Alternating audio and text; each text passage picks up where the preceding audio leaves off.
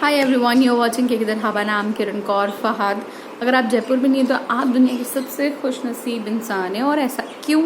ऐसा इसलिए क्योंकि जयपुर में हो रही है भयंकर वाली गर्मी।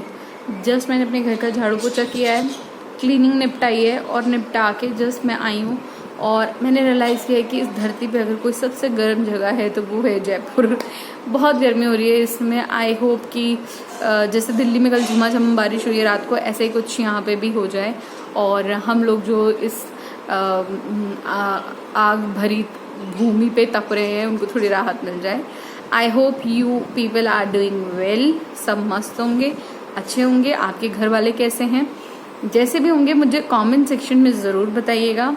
और इस टी शर्ट को मैंने कई बार आपने देखा होगा, मैं अक्सर पहन के आ जाती हूँ इसको। घरेलू टी शर्ट है। आपके पास भी एक ऐसी टी शर्ट ज़रूर होगी। ऐसी नहीं मतलब आपके पास ऐसी 4-5 होंगी, या मतलब मैं उन कपड़ों के बारे में बात करूँ जिनको पहन के आपको बहुत कंफर्टेबल फील होता है। आपके पैंट्स भी हो सकते हैं, आपके शॉर्ट्स भी हो सकते हैं, आपकी स्पेगरी भी हो सकती है, आपका लूज पजामा भी हो सकता है, कुछ भी हो सकता है। बट हमारे कुछ पर्टिकुलर कपड़े होते हैं जिनको हमारी मम्मियाँ जो हैं, जिनमें हमारी मम्मियों को बहुत अच्छा पोछा नज़र आता है या हमारे कंपेनियन को बहुत अच्छा पोछा नज़र आता है, बट हमें वो बहुत कूल रिलैक्सिंग लगता है। घर वाले बहुत चिल्लाते हैं कि अब इसको छोड़ दो, ये बहुत सड़ चुका है, इसका पोछा बन जाना चाहिए, बट आपको बहुत रिलैक्सिंग लगता है। तो ये टी शर्ट भी कुछ ऐसी ही है। और ये टी शर्ट मैं आपको बताऊँ, ये मेरी फ्रेंड की टी शर्ट है जो पता नहीं मेरी ब्लॉग देखती है कि नहीं देखती है। ये चित्रा, अगर तुझे याद हो तो ये तेरी टी शर्ट है।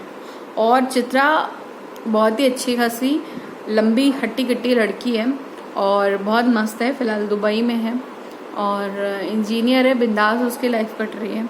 उसकी टी शर्ट थी और एक दिन हम लोगों ने ऐसे ही, मैं उसके हम लोग पीजी में रहते थे तो स्टे कर रही थी, तो उसने मुझे तब टी शर्ट दी थी और उसके बाद से टी शर्ट आज तक मेरे स्वामित्व में है। बट ये सुपर कूल हो चुकी है क्योंकि मैंने इसे पहन के इतना घिस दिया है कि मुझे इसमें पहनने में बहुत मज़ा आता है। आपके पास भी कोई ऐसी टी शर्ट है? प्लीज़ कमेंट बॉक्स में ज़रूर लिखिएगा और मुझे ज़रूर बताइएगा। अब बात करते हैं उन लोगों के बारे में जो मुझे सर्च करते हुए वीडियोज़ पर आते हैं। अब आप आए क्यों हैं? मैं आपको बताऊं कि आफ्टर कोरोना बहुत सारे लोगों के साथ ऐसा हो रहा है कि सडन हेयर फॉल सामने आ रहा है और उनको समझ नहीं आ रहा है कि ये क्या हो गया है।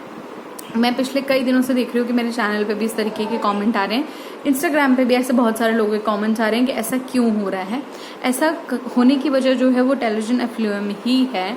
इसके अलावा कोई दूसरा कारण नहीं है कि आपको इस तरीके की प्रॉब्लम हो। टेलोजन एफ्लुएम ही वो कारण होता है।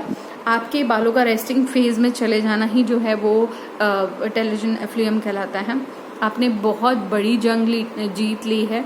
सबसे पहले तो आपको इसके लिए बहुत बहुत बधाई, बिकॉज कोरोना जिस घर में हुआ है या जिसको हुआ है वो बहुत अच्छे तरीके से इस दर्द को समझ सकता है। एंड अगर आपने मेरे पुराने वीडियोस देखे हों तो मेरे हस्बैंड को कोरोना हुआ था एंड आई नो दैट कि वो क्या फीलिंग या वो क्या सिचुएशन या वो क्या दर्द या वो क्या डिप्रेशन होता है। तो वो जो चीज़ है वो किसी के साथ ना हो। मैं इसी प्रेयर के साथ आप लोगों को बोलती हूँ कि अगर आपके आसपास किसी को कोरोना हुआ है, किसी को सिचुएशन हुई है इस तरीके की, उनको पहले ही बोल दो, ख़ास तौर से लड़कियों के मामले में, कि आप प्लीज़ अपनी डाइट में प्रोटीन रखें। और मुझे नहीं मालूम आपके डॉक्टर्स आपको क्या रेकमेंड कर रहे हैं इस समय, बट फहद जो मेरे हस्बैंड हैं उनकी जो भी जैसे हमने ट्रीटमेंट किया, डॉक्टर ने हमको लगातार बोला कि प्रोटीन डाइट और excess of water, good amount of water जो है वो बनाए रखना है। तो मैंने वो बनाए रखा और उसी की बदौलत ये है कि बाल वाल झड़ने की कोई ऐसी समस्या नहीं आई। अगर आप अभी भी कोरोना से जूझ रहे हो और आपके हेयर फॉल हो रहा है, प्रोटीन डाइट पे आ जाइए। प्रोटीन डाइट से मतलब ये, अगर आप अंडे खा सकते हो तो आप अंडे खा लीजिए। जिंक होता है अंडे में। अगर आपने देखा हो तो आपको कोरोना ट्रीटमेंट के दौरान भी डॉक्टर ने जिंक की गोलियाँ दी हैं। तो जो जिंक है, अगर आप एक गोली खा लो या फिर आप एक अंडा खा लो, बात बराबर हो जाती है। अगर आप अंडा नहीं खा सकते हो तो आप ऐसी चीज़ें खाओ जिनमें कि जिंक हो और जिनमें प्रोटीन हो। आप पनीर खा सकते हो, आप टोफू खा सकते हो, आप बादाम खा सकते हो। जो भी प्रोटीन रिच फूड्स हैं आप वो सब अपनी डाइट में शामिल कर लीजिए। अब आप बोलेंगे कि ये सारी चीज़ें आप तमाम अपने वीडियोज़ में बोलती हो, कुछ ऐसा बता दो जिससे कि थोड़ा सा बेहतर अच्छा तरीके से हमें फ़ायदा पहुँचे। आपको क्या कर लेना, आपको कड़ी पत्ता जो है, कड़ी पत्ता तो यार सब जगह मिल जाता है। नीम का, मीठा नीम भी बोलते हैं उसको, राजस्थान में ज़्यादातर मीठा नीम बोला जाता है। कहीं से भी कड़ी पत्ता जो सांभर में डलता है वो वाला, नीम के जैसे उसकी पत्ते दिखती है बट वो नीम नहीं होता है, मीठा नीम बोला जाता है। उसको क्या करना है, आपने नारियल का तेल लेना है। नारियल का तेल जब आप चाहें तो मेरे चैनल पे सर्च करके वो रेसिपी भी देख सकते हैं, लेकिन अगर आपके पास सपोज वो रेसिपी नहीं है so you can do one thing कि आपको तेल लेना है। जितना भी तेल आपने लगाना है उसमें 2 कड़ी पत्ता, मतलब तेल को गर्म कीजिए और फिर उसके अंदर 2 से 3 कड़ी पत्ता डाल दीजिए और तेल को बंद करके रख दीजिए। जब आप तेल को बंद करके रख देंगे तो थोड़ी ही देर में क्या होगा आपका कि उसका जो नेचुरल ऑयल होगा उस नीम के पत्तों का वो फूट जाएगा। फूटने का मतलब है कि वो उसके अंदर मिक्स हो जाएगा। ये जो इस तरीके के मसाले होते हैं ये अपने अंदर ही नेचुरल ऑयल कंटेन किए रहते हैं।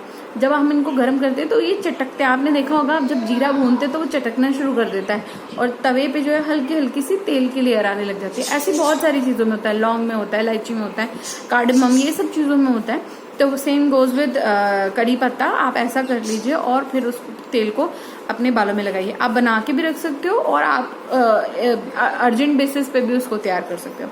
ये तेल आप लगा लीजिए, आप बिंदास तरीके से अपने बालों में नेचुरली ग्रो पाएंगे। और जिनको भी टी की प्रॉब्लम है उनका एक ही सवाल होता है, बिकॉज आई नो कि हर कोई सुनना चाहता है कि ये चीज़ कब ख़त्म होगी।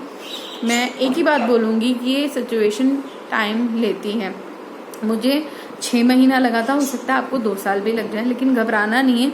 ये सिचुएशन आपको गंजा नहीं करेगी, आप बाल्ड नहीं होंगे, परेशान नहीं होना है, क्योंकि आप जितना ज़्यादा परेशान होंगे उतनी ज़्यादा आपको समस्याएं होती चली जाएंगी। मेरी सिचुएशन क्या है आज की, मैं हमेशा आपको बोलती थी कि मेरे बाल जो है वो पतले हो चुके हैं, मेरे बाल जो है वो ड्राई हो चुके हैं, बट आई रियलाइज़ कि मेरे बाल पिछले कुछ दिनों में काफ़ी अच्छे तरीके से जो है वो मोटे हुए हैं। और इनको मैंने कैसे घना बनाया, मैंने अभी मतलब आज ही बाल धोए थे लेकिन मैंने बांध दिया क्योंकि मैंने आपको बताया यहाँ पे बहुत ज़्यादा वो हो रहा है, गर्मी पड़ रही है। तो मैं आपको बताऊँ मैंने कैसे घना बनाया। मैं बहुत सिंपल ट्रिक बता रही हूँ, आपने बहुत सारे यूट्यूबर्स को भी ऐसा करते हुए देखा होगा। वो इस तरीके से करते हैं अपने बालों को, यहाँ पे लाके और यहाँ पे लाके फिर वो काट लेते हैं ना, तो फिर क्या होता है उससे लेयर्स में बाल कटते हैं। अभी तो यार ऐसे ही है, ठीक से दिखा नहीं पा रही हूँ, लेकिन फिर नेक्स्ट टाइम जब बाल बांधूंगी तब आपको दिखाऊंगी कि कैसा किया था। तो उससे आई रियलाइज़ कि मैं टाइम टू टाइम ट्रिम करती रही, और ट्रिमिंग से देखिए बाल नहीं बढ़ते हैं, ये भी सच बात है, लेकिन हाँ उनसे बालों की अच्छे से केयर होती रही, मुझे इनको कंघी करने में दिक्कत नहीं हुई। एंड आई रियलाइज़ कि मेरे बाल जो है वो मोटे हुए हैं पहले से। और ऑयलिंग ज़रूरी है।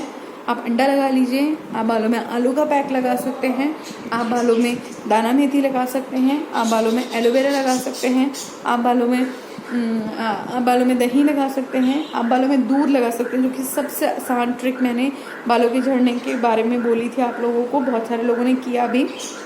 अच्छा हाँ, एक किसी ने मुझे अभी हाल फिलहाल में मैसेज किया कि मुझे एलिफ सीड से कोई फ़ायदा नहीं हुआ।